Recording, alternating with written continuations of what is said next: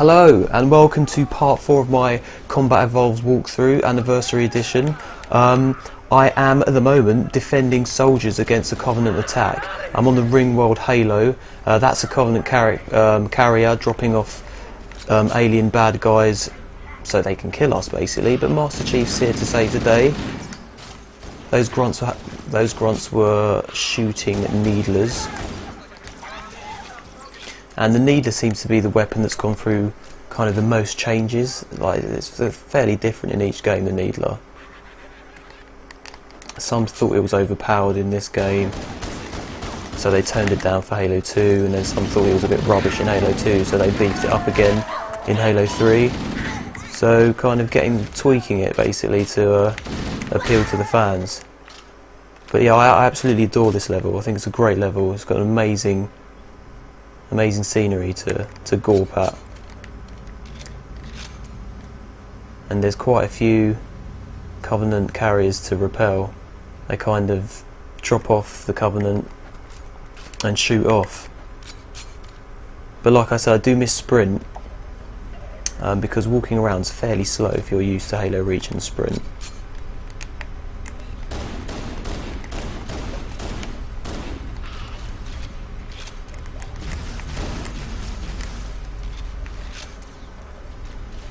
But this, as I said before in the previous video, this is the level that many people fell in love with. It's the people that made people sit up and take notice.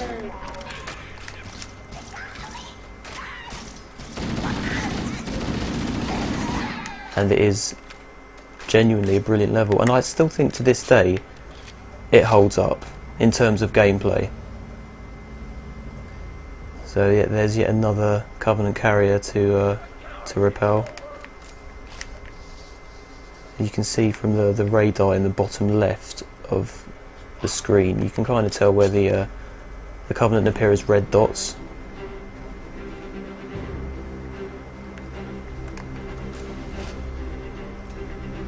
So let's wipe out these Covenant as soon as we can, and then we get to play around with a Warthog.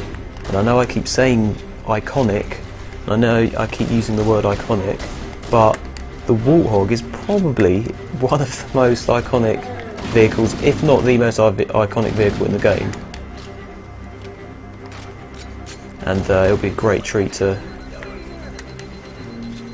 bounce around in it.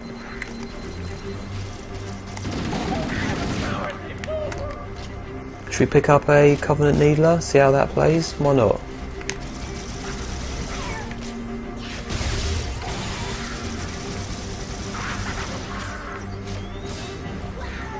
The Needlers, they're a great weapon to, because on Legendary, elites are so difficult to kill, but with a Needler, no problem at all. I kind of learnt that the hard way. Died a fair amount of times before I kind of knew that. But the Needler, yeah, great weapon to take out the Covenant on Legendary.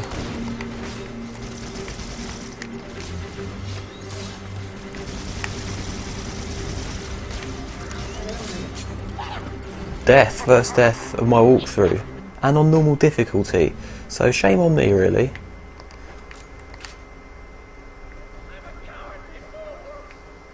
So it looks like we'll have to redo that part again, and this time not do it so rubbishly. Let's mess about with the back and forth between the Xbox graphics while we're waiting for the next ship. It's a lot darker, isn't it? The colours are a lot more muted.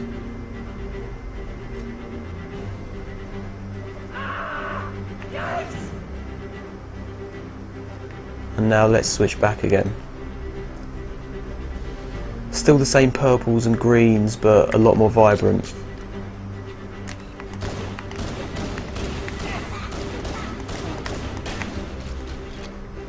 Let's get in amongst it.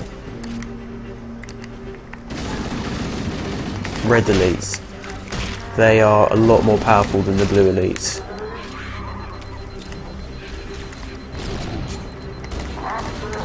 And on Legendary, absolute nightmare to kill. Let's see if I can kill these guys a little bit more tactically this time, as opposed to running in and dying. There we go. This is a great spot. This is a kind of a bottleneck where all the Covenant come.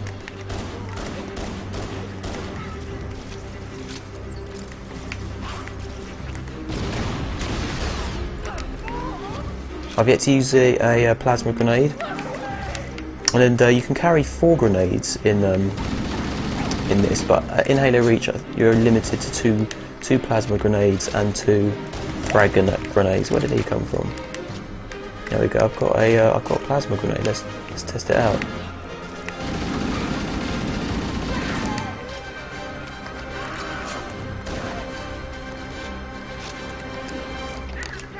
There we go. Covenant threat repelled, for now anyway. And you can see there's another pod that's crash landed here. These guys didn't make it, unfortunately. But now we get to play around with the Warthog. There it is, being shipped in. Should come round here, if I remember correctly. There we go. Check it out. Brilliant, just look at that. It's just such an amazing scene. But there we go, there's the Warthog. Absolutely loving it. Let's see what it looks like old school graphics. Still unmistakably the Warthog. And complete with its own gunner as well, so let's get it on. Let's do this. Nice one. It took me, when I first played this, it took me quite a while to be able to control this with any degree of skill. That's Halo 4 talking in the Halo 4. That's Cortana talking in the background, and she obviously returns for Halo 4. She goes rampant in Halo 4. In other words, batshit crazy. She goes a bit mental. But she also appears on your HUD in Halo 4 when she's speaking to you. So that's going to be a new addition to the HUD, and I think it's a pretty cool addition. I've seen it from the E3 trailer, and it looks pretty amazing.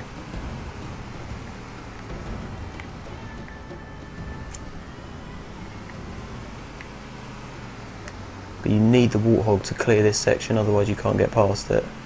Well, actually there is a way you can do it, and the veteran Halo fans will know exactly what I'm talking about. There's even an achievement if you clear that section, I think, without using the Warthog.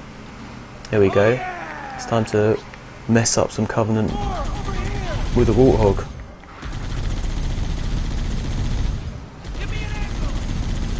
And for once, the computer AI, my soldier, is getting the job done.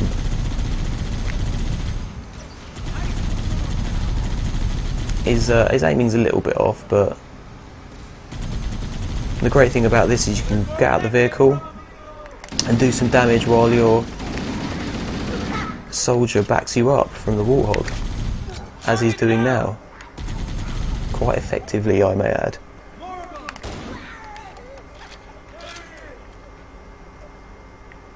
But yeah, I love this level. It's a great level. You got your outside sections and you got your traditional corridor sections. Oh, forgot about him. They're pretty tough actually, the red elites. On Legendary I think there's like 2 or 3 of them there, and it's an absolute nightmare to take them out. But yeah, just check out the scenery, it's brilliant. Should we have a little look at this in the old school graphics, see what it looks like? Pretty sparse, not as detailed, a bit gloomy, but still, in my eyes, pretty darn beautiful.